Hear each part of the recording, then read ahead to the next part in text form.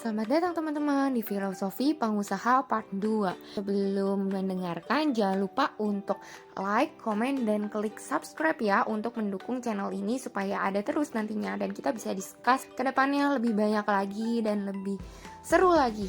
Oke, selamat mendengarkan. Channel lagi yang dulu aku sering banget tonton namanya Christina Lee. Jadi itu pengusaha, nanti aku kasih channelnya yang aku tonton udah lama sih. Jadi pengusaha ini dia pengusaha kosmetik. Dia itu dulu dari yang namanya pinggir kali guys, bahkan kayak gubuk gitu, dan dia bisa sampai sukses sekarang jadi pengusaha kosmetik. Benar-benar nggak main-main juga, sama nggak main-main. Dia di fase dimana dia tuh sakit badannya, nggak bisa gerak, benar-benar nggak bisa gerak, sampai dia mendengar bisikan, cuma dia bukan musuh. Pakai apa yang kamu bisa pakai. Mulai dari situ dia lihat badannya yang gak bisa gerak, ternyata jarinya masih bisa bergerak. Jari tangannya dia gunakan itu untuk BBM Messenger pada zamannya, jualan, like emang passion jualan gitu ya. Dan mulai keajaiban dia sembuh. Nanti nonton The Real of Miracle, relate juga. Aku pernah nonton webinar Paragon. Paragon tuh yang ini loh, Wardah, terus juga Mina itu dari Paragon. Kan dia kan juga itu ya kepada masyarakat gitu, dan memberi ilmu, dedikasi kepada edukasinya gitu. Ada webinar-webinarnya bilang kalau keajaiban itu dari yang terdekat dari kita, apa yang kita punya gitu. Jadi sebenarnya kalau kita punya impian tinggi, kita lihat dulu dari yang sekitar dan apa yang kita bisa gitu. Itu juga dibilang lagi tadi sama kakak kelasku ketika aku nanya, oh iya ya kan itu The Real of Miracle, ketika aku bingung aku harus gimana, banyak hambatan ya, kita lihat dulu apa yang itu masih kita nggak, itu ya benar dari hal terdekat itu. Itulah nanti aku kasih. Dan juga ada satu lagi, aku lupa, aduh terlalu banyak aku nonton teori, kan aku nonton pengusaha gitu sukses, aku lupa di bidang apa. Sebelum sukses kan emang pernah sukses juga, terus sempat bangkrut tuh, sampai saking anaknya naik bonceng naik sepeda. Tapi dia bilang ke gue, masa itu gue merasa gue ada tetap di titik sukses meskipun gue nggak punya apa-apa, meskipun gue nganterin anak ngontel gini gitu, bukan pakai mobil. Karena ketika di titik itu tujuan gue nggak berubah, goals gue nggak berubah, di naik turun hidup gue tetap di jalur yang menurut gue akan menuju step by step, meskipun tapi masih di jalur yang emang gue impikan. Itu ngena sih, dalam arti kadang kita berpikir definisi sukses itu apa sih. Banyak orang kita nggak bisa mengkotak-kotak definisi sukses kita sama orang lain. Tapi satu hal yang aku dapat dari beliau, entah aku lupa namanya siapa, terima kasih bapak yang memberi ilmu dari YouTube gitu ya. Fasilitas apapun, lu naik gerobak, naik beca, naik sepeda, naik mobil jet, naik pesawat, naik roket pun, kalau misalkan jalan lo yang lo itu tetap progress guys, nggak akan mempengaruhi meskipun. Tapi guys, kalau emang tujuannya spiritualitas dan kita percaya sama Allah pasti bimbing kok. Ya mungkin aku emang gampang banget ngomong gini, tapi ini kesimpulan dari pengalaman, belum, mungkin sebentar lagi aku akan di aspek ketiga. Cuma dari dua aspek itu yang aku dapatkan. Dari segi langsung ke perusahaan-perusahaan rintisan yang mana ada ban jatuh, dan juga dari gitu ya, aku melihat kayak gitu. Kemudian nggak berubah apapun situasi dan fasilitas, sama dia masih gerak naik maju menuju tujuan, dia tetap sukses karena dia paham apa itu tujuannya yang sedang dia ikhtiarkan dan doakan. Ya, itulah kenapa aku menyimpulkan dari entah berapa pengalaman orang yang aku amatin, baik online maupun offline, menjadi pengusaha itu adalah menjadi aset yang batas akhirnya cuma kematian. Berdasarkan general fact, Ya intinya lagi masih opini temporirku atau opini sementara yang bisa aja berubah ke depan. Ikutin pengalaman-pengalaman aku yang baru lagi nantinya yang akan menghampiri kehidupanku, baik itu nanti jadi persinggahan atau menetap. Jalah menetap. Emang sih punya banyak baca karena aku sebenarnya penakut buat ambil resiko, tapi aku nekat. Penakut tapi nekat gimana? Ya kalau udah terjun aku tenggelam. Gitu. Jadi nantinya ambil jalan ini atau enggak. Itulah filosofi yang aku tarik. Aku nggak mau ketika aku jejak sesuatu, aku masih ragu sama filosofi.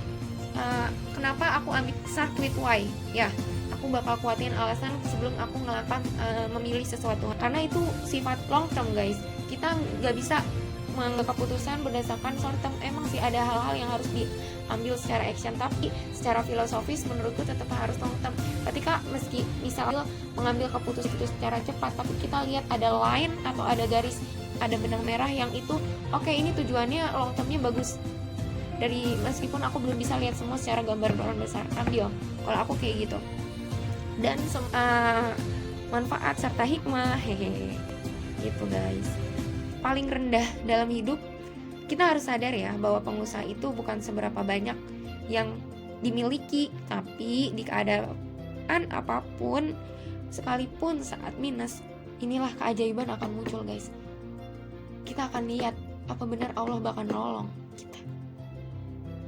Dan ini salah satu wadah yang tepat ketika menjadi pengusaha, kita melihat keajaiban Allah ketika kita berada di situasi itu. Selama hati kita berusaha untuk lempeng ya, untuk terus berkoneksi sama Allah, cerita sama Allah, ada kayak hubungan dua arah gitu loh, yang nggak bisa digantiin sama yang lain gitu. Allah selalu menepati janji bagi orang yang yakin. Seperti surat Hud ayat 6. Tidak suatu binatang pun termasuk manusia yang bergerak di atas bumi ini yang tidak dijamin oleh Allah rezekinya. Sisa tangan dan otak yang aku bilang itu loh, tangan yang pengurang dia bisa mulai lagi akhirnya bangkit itu. Ya, jadi paksa kamu gunakan yang terdekat, kita lihat potensinya yang masih di dalam kendalimu, start with why ya, kayak gitu teman-teman. Mau kuat fondasi, money tujuan utama guys. Pada akhirnya meskipun pada awalnya banyak menjadikan cuan utama, tapi pada akhirnya ketika kita tetap milih jadi pengusaha, kita akan sadar bahwa uang itu bukan tujuan utama dalam menjadi pengusaha, tapi kebermanfaatan. Ya kita tahu lah kayak di kompetisi bisnis, terus untuk menggait investor, syarat utama biasanya kan adalah yang long term, yang sustainabilitasnya dapat gitu. Dan ayat 6 tadi ada kalimat selama bergerak ya, ada bergerak ya kalimat di situ ya, dijamin. Jadi kita harus bergerak dulu untuk mendapatkan rezeki dari Allah. Nah ketika pengusaha ini kan juga dituntut menjadi inovatif dan juga memikirkan orang lain, bermanfaatan, gimana tetap menggaji karyawan, gimana ketika ini laku gitu baginya. Allah jamin kok rezekinya, at least meskipun naik turun. Makanya ini gue kalau sepahit-pahit gue sanggup gak nih jadi pengusaha. Sejauh ini sih gue belum berubah, meskipun gue belum napak, tapi ya at least filosofinya, basicnya gue udah dapet seperti yang gue omongin ini. Jadi ketika gue nantinya pun Allah sedang bimbing, tuntun melalui hal pahit gitu ya, gue akan belajar percaya sama surat Hud ayat 6. Down boleh, tapi ada masa bangkit dan terus bergerak. Maka Allah jamin rezeki. Mungkin tidak melimpah, tapi bekalnya cukup. Itu yang penting gak sih? Sebenarnya tujuan kita tuh apa sih pada akhirnya? Kalau aku sih, kan jatuh itu pasti ada. Makanya aku mikir, at least bekal itu pasti Allah jamin. Meskipun lagi gak dapet cuan yang melimpah atau omset, tapi Allah jamin untuk bekal kita di perjalanan selama kita bergerak gitu guys. gitu. Oke. Makasih yang sudah mendengarkan. Aku akan edit dan semoga ini bermanfaat di setengah jam bersama dan bisa dapet hikmahnya gitu ya. Karena ini sih dari temen sih. Jadi aku makasih banget meskipun Milen mungkin gak denger. Aku tuh bersyukur banget ketemu temen, ada teman kerja namanya Milenia Nur Puspin. Perlu nggak sih sebut nama panjangnya? Dia beberapa tahun lebih muda dari aku, tapi dia punya pemikiran yang sangat dewasa. Dia pintar, tapi dia sangat murah hati. Aku berdoa untuk dia dan keluarganya, semoga selalu Allah limpahkan rezeki dan juga kebahagiaan. Karena apa ya, dari segi banyak hal aku merasa hutang budi sih sama dia. Dia support banget. Meskipun tahu kekurangan aku, dia tidak pernah menjatuhkan selama bekerja bareng aku. Di saat dia punya apa yang melakukannya, bahkan dia melakukan sebaliknya. Dia benar-benar nuntun aku dari hal-hal yang aku buta. Aku mulai bisa ada gambaran mengenai bisnis kayak gitu. Meskipun masih sedikit skala yang bisa aku baca, belum sejauh dia. Mungkin dia nggak denger, tapi aku senang sih untuk ngomong ini meskipun dia nggak denger gitu. Dan dia pun yang bilang, "Si, lo punya pandangan, lu punya kemampuan lo menulis dan pengalaman yang lo lewatin." Sebenarnya bukan pengalaman yang ku lewatin guys, tapi yang dia juga lewatin, kan kita lewatin bareng juga. Ada beberapa, dia bilang mungkin buat buku dan jelasin tentang ini, pengalaman lo ini. Aku belum bisa cerita sekarang untuk pengalaman yang kita lewatin, aku dan Milen, dan mungkin pengalaman aku di luar bareng Milen juga.